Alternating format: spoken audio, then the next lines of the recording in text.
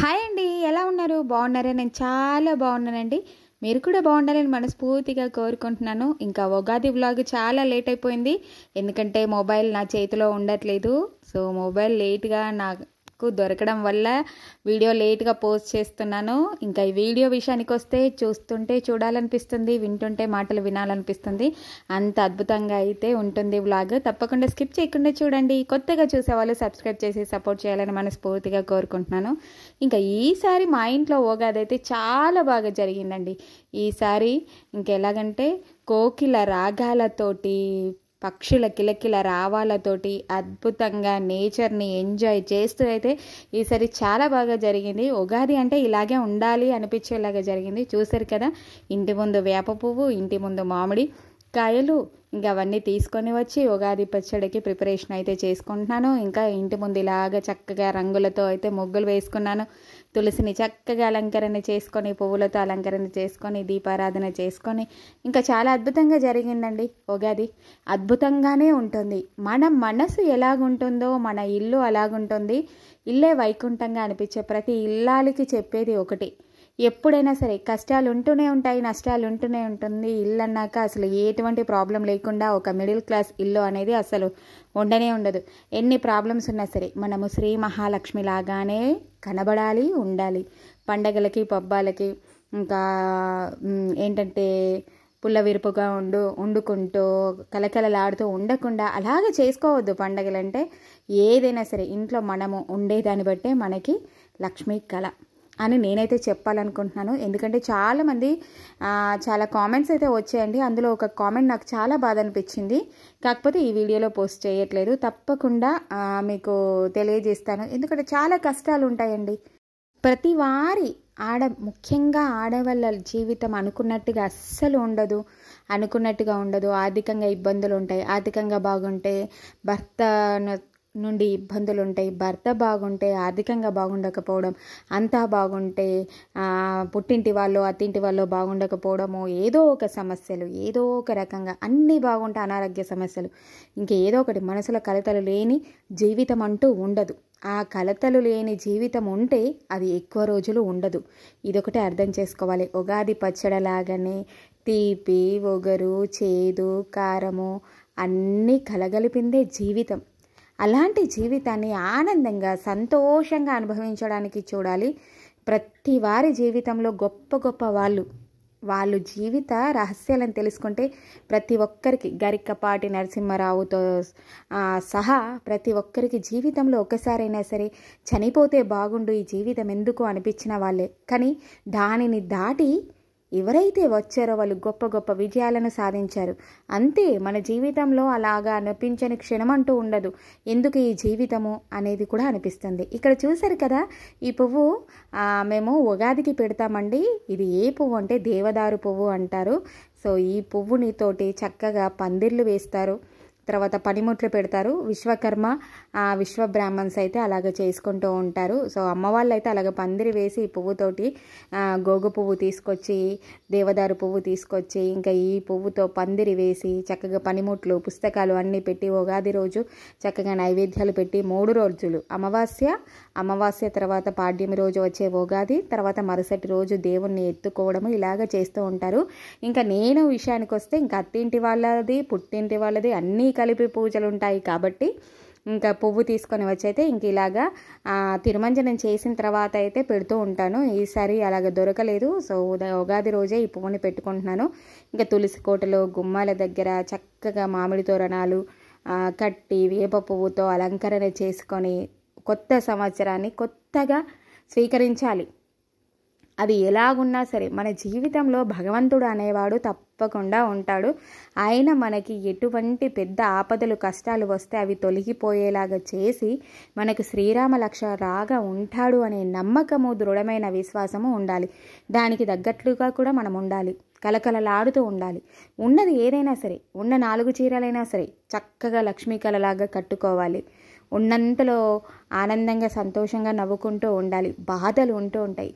చేతిలో ఒక చిల్లి గవ్వ లేకపోయినా కూడా ఆ ఇంటి ఇల్లాలు శ్రీ మహాలక్ష్మిలాగా ఉంటే ఆ ఇంట్లో తిండికి ఎటువంటి కొదవ ఉండదట. భగవంతుడు అలాగే ఇస్తాడట. ఎక్కడి నుంచి అయినా ఏదైనా ఒక రూపకంగా మనకి ఆర్థిక సాయం పరంగా కానీ, మనకి తిండి పరంగా కానీ, ఎటువంటి పరంగా కానీ ఆ భగవంతుడు అనేవాడు ఇస్తాడట. ఫస్ట్ మన మనసుని చూస్తాడట, మనం చేసే పనులని చూస్తాడట, మనం ఎలాగున్నామని చూస్తాడట. మనం ఆ కష్టాలతో మొగ్గిపోయి చాలా హీనంగా ఉంటూ ఇంటిని సరిగ్గా ఉంచుకోకుండా, మనము సరిగ్గా ఉండకుండా, మన పిల్లలని సరిగ్గా పట్టించుకోకుండా, ఎప్పుడు ఏడుస్తూ, ఎప్పుడు చికాకులతో ఉంటూ, ఎప్పుడు ఏదో కోల్పోయిన దానిలాగా ఉంటూ, ఇలాగా ఉంటే ఇంకా అది అలాగే జీవితం ఉంటూ పోతుంది. కానీ ఆటుపోట్లను తట్టుకొని ఎప్పుడైతే మనము ఇంకా ఈ కష్టాన్ని నేను తప్పకుండా స్వీకరిస్తాను అనేది ఉంచుకొని శ్రీ మహాలక్ష్మిలాగా వర్ధిల్లాలి. మనం అలాగా కనబడితే భగవంతుడు ఆ కష్టాలని దూరం చేస్తాడండి. ఎందుకంటే ఇంట్లో ఒక చిల్లి గవ్వ లేకపోయినా, ఒక రూపాయి కాసు లేకపోయినా సరే నేను అలాగే ఉంటున్నాను, అలాగే శ్రీ మహాలక్ష్మిలాగా ఉండడానికి ప్రయత్నం చేస్తున్నాను.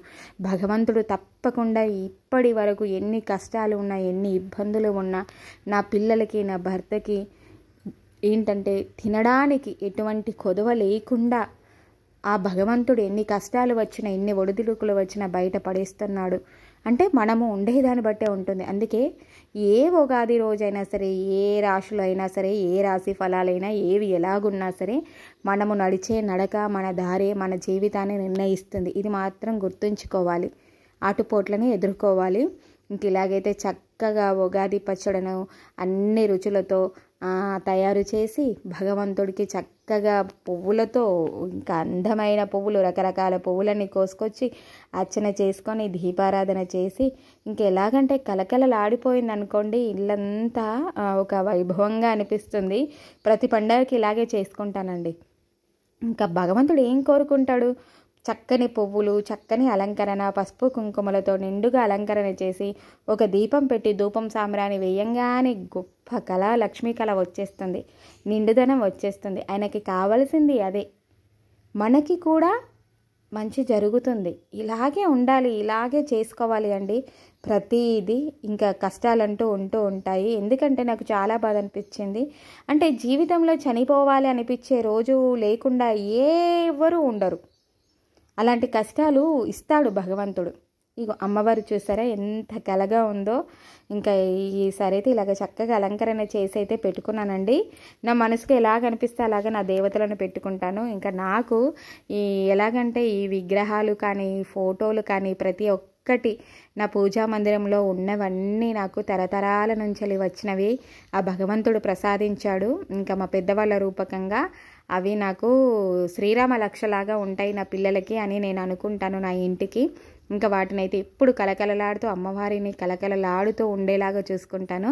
ఇంక ఇలాగ పూజ చేసుకున్న తర్వాత ఇంకా మా వారైతే టిఫిన్ సెంటర్కి వెళ్ళిపోయారండి. ఇంకా వర్క్కి వెళ్ళిపోయారు. ఇంకా మేము ముగ్గురము ఇలాగ ఉగాది పచ్చడను పరిగడుపునే తీసుకుంటాము. ఉగాది రోజు ఏమీ తినకుండా ఉదయాన్నే ఉగాది పచ్చడి తయారు చేసుకొని దేవుడికి కొబ్బరికాయ కొట్టి ఆరాధన చేసిన తర్వాత ఇంకా ఉగాది పచ్చడి తిన్న తర్వాతనే మిగతా పనులన్నీ మొదలు పెట్టుకుంటాము. ఇంకా ఇక్కడ విషయానికి వస్తే ఉగాది రోజు మామిడికాయ పచ్చడి చేస్తామండి మేమైతే. ఇంక ఇక్కడ మామిడికాయ తురుము పచ్చడి చేద్దామని, అంటే లేత మామిడికాయలు వస్తాయి కదా, పుల్లటి మామిడికాయలను తీసుకొని ఇంకా తురుముకున్న తర్వాత ఇందులో జీలకర్ర, ఆవాలు, మెంతులు వేసి చక్కగా పౌడర్ చేసుకొని ఇంకా ఆవకాయ లాగానే పెట్టుకోవడం అన్నమాట. ఈరోజు పెట్టుకుంటే ఏంటంటే ఈరోజు చిన్న చిన్న ముక్కలు చేసైనా సరే, లేదంటే ఇలాగ తురిమైనా సరే మేము ఆవకాయను ఉగాది రోజు పెట్టుకుంటాము. ఇంకా తర్వాత మామూలుగా కాయలు వచ్చినప్పుడు ఆవకాయ పచ్చడి పెడుతూ ఉంటాం. ఈరోజు తప్పకుండా చేసే పచ్చడి అంటే ఉగాది పచ్చడితో సహా ఈ మామిడికాయ పచ్చడి కూడా ఇంట్లో చేస్తాను. ఇంకొక కొంచెం ఒక 1/2 స్పూన్ మెంతులు వేసాను, 1 స్పూన్ జీలకర్ర, 2 స్పూన్ల ఆవాలు వేసి ఇంక ఈ పౌడర్ని అయితే చక్కగా రోట్లో రుబ్బుకుంటున్నాను, అదే నూరుకుంటున్నాను. ఇంకా ఇంట్లో ఒక చిన్న రెమెడీ అండి. రెమెడీ అనుకున్నా పర్వాలేదు. ఎందుకంటే ప్రతి శుక్రవారం కానీ ఎట్లాగో గుమ్మానికి పసుపు రాసి అలంకరణ చేసుకుంటూ ఉంటాం, ముగ్గులు పెట్టుకుంటూ ఉంటాము. అందులో మనకి ఇంట్లో రోళ్ళు ఉంటాయి కదా, అంటే ఇలా చిన్న రోళ్ళు కానీ పెద్ద రోలు కానీ ఇలాగా ఉంటూ ఉంటాయి. వీటిని కూడా ప్రతి శుక్రవారం కానీ పండగలప్పుడు చక్కగా కడిగి పసుపు కుంకుమలతో అలంకరణ చేసుకోవాలి. ఎందుకంటే మనము వీటి ద్వారా నుంచి మనము తినడానికి, మన ఆరోగ్యము బాగుండడం కోసము. అంతే కదా, ఆరోగ్యం బాగుండాలి అంటే ఇంకా జీవుడికి ఆహారం కావాలి. ఆ ఆహారము తయారు చేసుకోవడానికి ఏ పనిముట్లను వాడుతున్నాము? ఉదాహరణకి మనము అగ్నిహోత్రము ఎప్పుడు పొయ్యి నీట్గా కలకలలాడుతూ ఉండాలండి. పొయ్యి దగ్గర కూడా నీట్గా కలకలాడుతూ తుడిచి చక్కగా పొయ్యికి వీలైతే గంధంతో కుంకుమతో బొట్టు పెట్టుకోవడం. ఎందుకంటే అగ్నిహోత్రము, ఈ అగ్నిహోత్రం అనేది ఎప్పుడు కలకలలాడుతూ ఉంటుందో అప్పుడు మన ఇంట్లో తిండికి ఎటువంటి కొదవ ఉండదండి. ఎన్ని ఇబ్బందులు వచ్చినా ఎన్ని కష్టాలు వచ్చినా భగవంతుడు ఆ అగ్నిదేవుడు మన ఇంట్లో వెలుగుతూనే ఉంటాడు. అంటే మనము చేసే పని శ్రద్ధగా చేస్తూ మన ఇంటిని ఎలాగ చూసుకుంటున్నామో మన కష్టాలు అనేటివి అలాగ తొలగిపోతాయి, మన ఇబ్బందులు అనేటివి అలాగ తొలగిపోతూ ఉంటాయి. ఎందుకంటే నాటి నుంచి అంటే నాడు ఆచరించే విధి విధానాలు ఇవి ఇలాగ ఉండేటివి. కానీ ఎంతమంది పిల్లలు 11 మంది 12 మంది పిల్లలని కనేవాళ్ళు, వాళ్ళకి పెంచి పోషణ చేసి ఇంత బాగా ఉంటుంది. ఇంతమందికి భోజనం పెట్టడానికి కూడా అవస్థలు పడినా సరే వాళ్ళకి తిండికి ఎటువంటి కొదవ లేకుండా, అన్ని ధనానికి ధాన్యానికి కొదవ లేకుండా, ఒకవేళ కొదవ ఉన్నా సరే గడిచిపోయేది. ఎందుకంటే చేసే అలవాట్లు, చేసే పనులు, ఉండే విధానము ప్రతి ఒక్కరూ ఇలాగా ఇప్పటి కాలంలో ఆర్టిఫిషియల్గా అంటే కమర్షియల్గా ఉండకుండా ఎలాగుండేవాళ్ళు అంటే చాలా బాగుండేవాళ్ళు. ఇక్కడ చూసారు కదా, ఇక్కడ ఆవాలు, జీలకర్ర, మెంతులు వేసి కొంచెము ఎండుమిరపకాయలు, వెల్లుల్లి వేసి నూనె ఎక్కువనే పడుతుంది కదా పచ్చడికి, ఇంకా అవన్నీ వేసి పోపు పెట్టుకున్నాను నూనెలో. ఇంకా తర్వాత నూనె చల్లారిన తర్వాత ఉప్పు, కారము నేను ఏదైతే నూరి పెట్టుకున్నానో అది వేసి ఇందులో కలిపి ఇంక ఈ తురుమును కలుపుకొని పెట్టేసుకోవడమే అండి. మామూలుగా ఈరోజు తినడం కంటే ఒక 2 రోజుల తర్వాత తింటే చాలా కమ్మగా ఉంటుంది. పుల్లగా ఎంత బాగుంటుందో పచ్చడి. ఇంకా ఉగాది రోజు తప్పకుండా పెట్టాలి కాబట్టి ఇంక ఈరోజు చేస్తాము కాబట్టి ఈరోజు చేసాము. ఇంకా 2 డేస్ తర్వాత ఊరిన తర్వాత అయితే చాలా కమ్మగా ఉంటుందండి. వీలైతే ఇలాగా ఆవకాయ పెట్టుకోవడం ఇబ్బందిగా అనిపించే వాళ్ళు ఒక 4 కాయలు 5 కాయలు పెట్టుకుంటే 1 మంత్ 2 మంత్స్ దాకా ఈజీగా నిలువ ఉంటుంది. అసలు ఎటువంటి అంటే పాడవకుండా ఉంటుంది అనమాట. ఆవకాయ లాగానే ఉంటుంది టేస్ట్. ఒకసారి ట్రై చేయండి. ఇంక ఇలాగా పచ్చడి చేసిన తర్వాత మామూలుగా ఇంకా వంట చేసుకోవడము. తర్వాత ఇంకా ఈ ఉగాదికి స్పెషల్ అంటే తెలంగాణలో ఎక్కువగా బూరెలు చేస్తూ ఉంటామండి. ఇంకా బూరెలకి అయితే ప్రిపరేషన్ చేసుకుంటాను.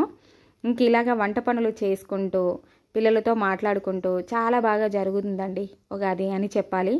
ఎందుకంటే అండి మనము అంటే లైఫ్ ఎలాగుంది అంటే 18 సంవత్సరాల జీవితంలో ఎన్నో ఇబ్బందులు, ఎన్నో ఒడిదొడుకులు లైఫ్లో అసలు ఎలాగంటే కొన్ని సంవత్సరాలు గుర్తొస్తే అసలు ఈ సంవత్సరం మనం ఉంటామా, అసలు ఇలాగ ఉంటామా అని అనిపించే సంవత్సరాలు కూడా గడిచిపోయాయి. కాకపోతే అలా గడిచిపోయి అలాగ ఉండి నేనే ఎలాగా మారాను అంటే జీవితమనంలో ఇలాంటి కష్టాలు వస్తాయి. అంటే ఎలాగంటే ఒక రాయి బండలాగా ఉండిపోయి మొండిగా ఉండిపోతుంది చూస్తారా, దానికి ఉలి దెబ్బ తాకి ఒక గొప్ప అంటే శిల్పంలాగా మారాలంటే ఎలాగవుతుంది అంటే అలాగ దెబ్బలు తినాలి కదా. అలాగ దెబ్బలు తింటూ జీవితాన్ని ఒడిదుడుకులతోటి అనుభవిస్తూ మనము గడుపుతూ పోతుంటే తప్పకుండా ఒక శిల్పంలాగా మారిపోతామేమో. సో అంతవరకు మనం వెయిట్ చేయాలి కదా. మన జీవితం అంటే ఇప్పుడే అయిపోలేదు కదా అని ఆ ఉలి దెబ్బలకి ఆ రాయి ఎలా తట్టుకుందో మనం కూడా జీవితంలో అలాగే తట్టుకోవాలండి. ఎన్ని కష్టాలు వచ్చినా ఎన్ని ఒడిదుడుకులు వచ్చినా మనం అంటే ఇల్లాలు ఉంటేనే ఇల్లు ఏదైనా సరే. ఒంటరిగా ఉన్నది వేరు, 2 పిల్లలు అంటే పిల్లలు పుట్టిన తర్వాత వాళ్ళ కోసం మనము లైఫ్ని లీడ్ చేయాలి. వాళ్ళ జీవితానికి మంచి పునాది వేయాలి అంటే మనము తప్పకుండా ఉండాలి. మన చేతులు ఒక అక్షయ పాత్ర కావాలి. అమ్మ ఉన్న చోట ఆకలి ఉండకూడదు. అలాగా మారాలి. ఏం తక్కువ, చదువు ఉంది, సంస్కారం ఉంది అనుకునే వాళ్ళు గొప్ప పనులు కాకపోయినా మామూలు పనులు, ఎటువంటి చెడు అభిప్రాయం రాని ఎంతో మంచి పనులు ఉంటాయి. పనులు చేసుకొని ఆర్థికంగా నిలబడడానికి ట్రై చేయాలి. గొప్ప ఆర్థికంగా బాగుంటాయి. చిన్న బిజినెస్లు చేసుకొని నిలబడాలి. ఇంటిని చక్కగా చూసుకోవాలి, పిల్లల్ని చక్కగా చూసుకోవాలి.